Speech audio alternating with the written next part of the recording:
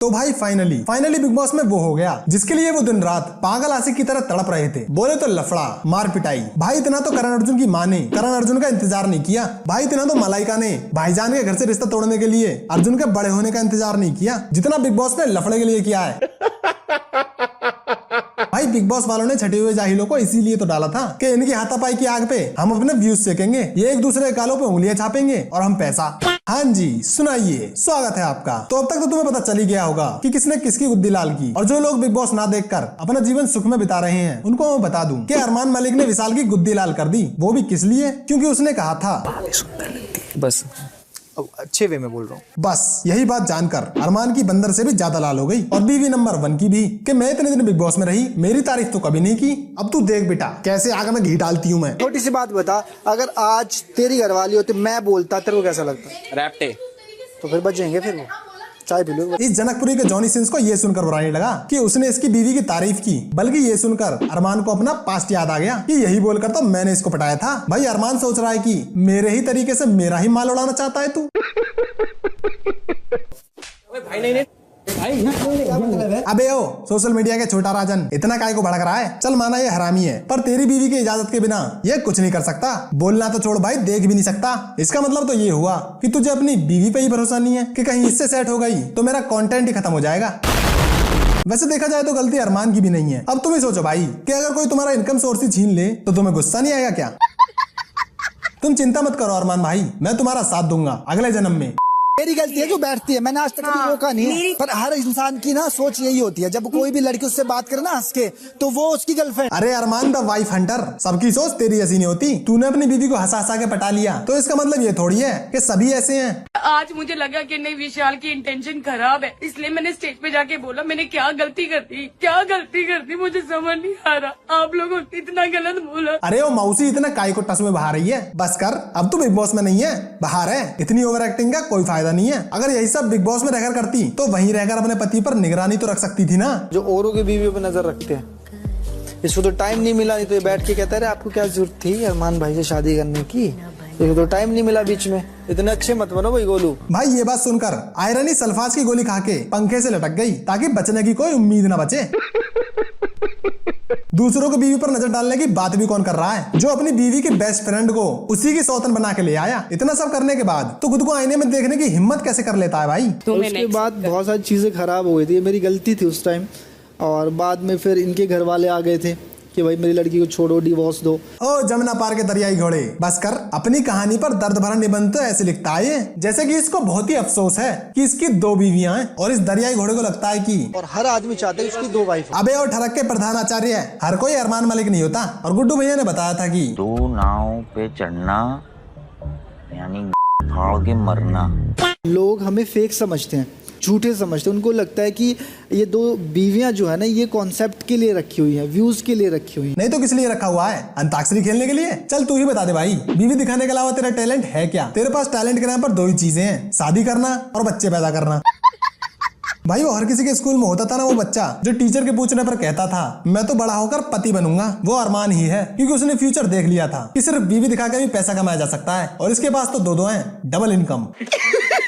पैसा ही पैसा होगा। 6 दिन का प्यार था और 7वें दिन मैं अपना घर छोड़ के इनके साथ चली गई और मैंने शादी कर ली। और जब प्यार का भूत उतरा तो पता चला कि आज तो मेरे पति की सुहागरात है मेरी सौतन के साथ। किसी रिश्तेदार को बताने की जरूरत नहीं पड़ी, लोगों ने बताया। रिश्तेदार को तो मैं वैसे नहीं घुसने देता घर में, क्योंकि इसको पता है कि ये भी बीवी नंबर 2 के घर रिश्तेदार बन के गया था और बाद में दामाद बन गया।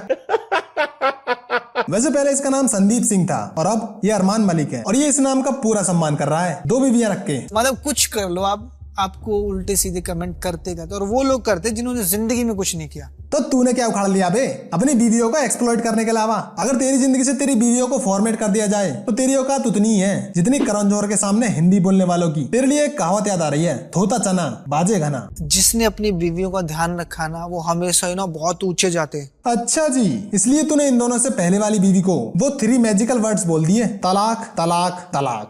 ये कुदरत ने करवाया मेरे साथ, और बस सब चीजें ठीक चल रही हैं। सर कुछ नहीं किया, बस ये लगा लो कि कुदरत ने बोला कि भाई करो और हमने कर दिया। अबे यार डालडा घी के टीन के डिब्बे, अपनी हवस को कुदरत का नाम देकर अल्लाह ताला से कहर बरपाना चाहता है तू? अरे मियाँ खुदा का थोड़ा सा तो खौफ रखो। सोच अगर यही तेरी बीवियां करे तो।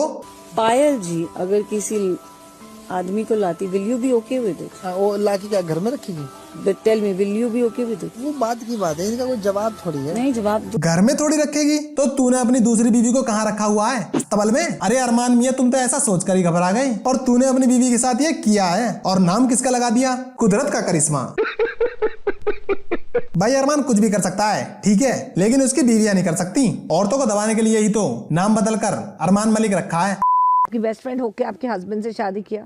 बस हो गया, 7 साल हो गए, छोड़। जब भी कहानी सुनाते हैं भाई इतना लाइफ तो क्वीन में कंगना का खराब नहीं हुआ था जितना बीवी नंबर 1 का हो गया है। हे भगवान, किसी के साथ ऐसा ना करे। सौतन आई तो आई, वो भी अपनी ही बेस्ट फ्रेंड। भाई इसकी जिंदगी ना सन 2000 की फिल्मों के प्लॉट की तरह हो गई है। वहाँ हीरो की बीवी और हीरो का बेस्ट फ्रेंड जो करते थे, अरमान ने अपनी बीवी के साथ वही कर दिया।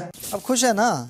ओए, अब तो मुझे ऐसा लग रहा है तुम दोनों की शादी है, मेरा तो रोल ही नहीं है बीच में। अबे वो चमकीली धूप में औंधे मुंह लेटे हुए घड़ियाल, तेरा कोई रोल नहीं है इस शादी में। बिल्कुल वैसे ही जैसे भाईजान का कोई हाथ नहीं है विवेक ओबेरॉय का करियर बर्बाद करने में, राजकुमार राव का कोई हाथ नहीं है अपनी ठोड़ी बढ़वाने में, और वैसे ही जैसे शिल्पा शेट्टी को पता नहीं था राज कुंद्रा के बिजनेस के बारे में। उसके बाद तो लोगों ने इतना प्यार दिया, इतना प्यार दिया, अब लोग हमें देखे बिना रहते नहीं है। कौन है वो लोग जो अपनी आंखों में मिर्च झोंके बिना रह नहीं पा रहे हैं? अबे कौन देख रहा है भाई ये बिच्छुओं के अवैध संबंध की प्रेम कहानी? पायल ना आज तक अपने घर नहीं गई, मम्मी पापा के पास। फिर ये अपने घर वालों से बात करने लग गई, इनके घर वालों ने पूरे कान वान भर दिए। अबे ताइवानी गैंडे, उसको बहकाना नहीं आईना दिखाना कहते हैं। सच बताने को कान भरना नहीं कहते। कान भरना तो उसे कहते हैं जो तू अपनी बीवियों के साथ करता आ रहा है। ये काम तेरा है साले, हवस की आग में भुने हुए दमालू। भगवान ने मुझे दिमाग दिया है तो मैं वही चलाता हूँ। हैं क्या क्या क्या? ब्रेकिंग न्यूज दोस्तों, अरमान को पता चल गया है कि उसके पास दिमाग भी है, और उससे भी बड़ी बात ये है कि ये उसे चलाता भी है। तो आइए दोस्तों, अरमान का दिमाग चलता हुआ देखते हैं। कि हमारे पेट में 2 किडनियां है ना, 2 ही होती है ना? ना 3 होती हैं, 2 साइड में, 1 सर में। लगता है भगवान ने इसको दिमाग की जगह भी किडनी ही दे दी। और उससे क्या पूछ रहा है? उसे आज तक खुद नहीं पता चला कि उसके पास दिमाग है और उसे वो यूज भी कर सकती है। अगर यूज करती तो उससे मांग लेती डिवोर्स।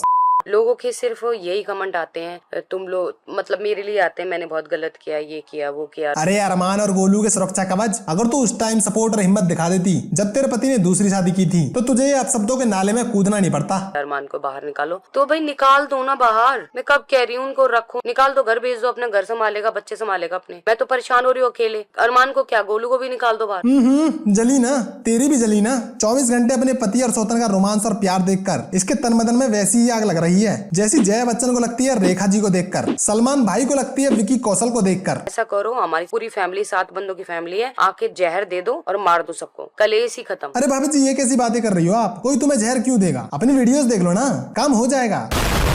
देखो भाभी जी, ये सोशल मीडिया है, यहाँ लोग अच्छी बातों के लिए भी ट्रोल कर देते हैं, और तुम तो फिर भी। खैर छोड़ो, तुम्हें क्या लगता है दोस्तों? कमेंट करके बता देना, और वीडियो अच्छा लगा तो लाइक कर देना और चैनल को सब्सक्राइब कर लेना। मैं मिलूंगा अगले वीडियो में, तब तक के लिए राम राम दोस्तों।